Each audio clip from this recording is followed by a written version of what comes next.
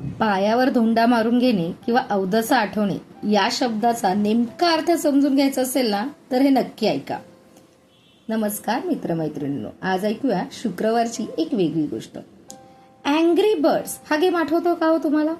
एकेकाळचा सर्वात लोकप्रिय गेम. 100 कोटी लोकांनी तो गेम डाउनलोड केला होता. इतकी प्रचंड लोकप्रियता होती त्या गेमची.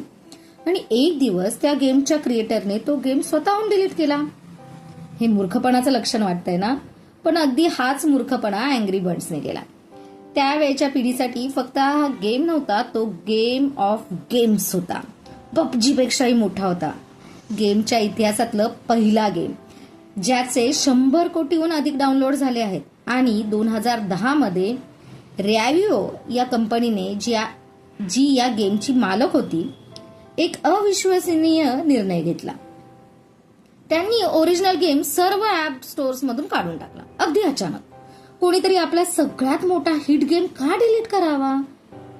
कारण फॅन्सना ओरिजिनल व्हर्जन इतकं आवडायचं की त्यांनी यानंतर येणाऱ्या सिक्वेल, नव्या गेम्सकडे लक्षच दिलं नाही.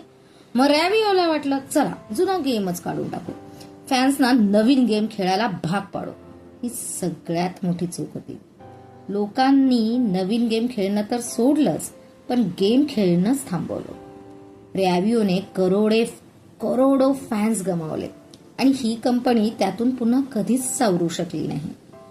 आपल्याला नेहमीच सांगितलं जातं, नवं करा, काही नाहीतर संपाल. पण ही गोष्ट सांगते, क्लासिक्स कधी मारू नका. जर एखादी गोष्ट चालते आणि लोकांना ती आवडते तर चालू द्या. लोकांना ऑप्शन द्या. कारण ती जुनी असेलही, पण लोकांना ती सोन्यासारखी नक्कीच वाटत असेल. तुम्ही कधी अँग्री बर्ड्स खेळला आहात का? धन्यवाद. पुन्हा भेटू पुढच्या शुक्रवारी.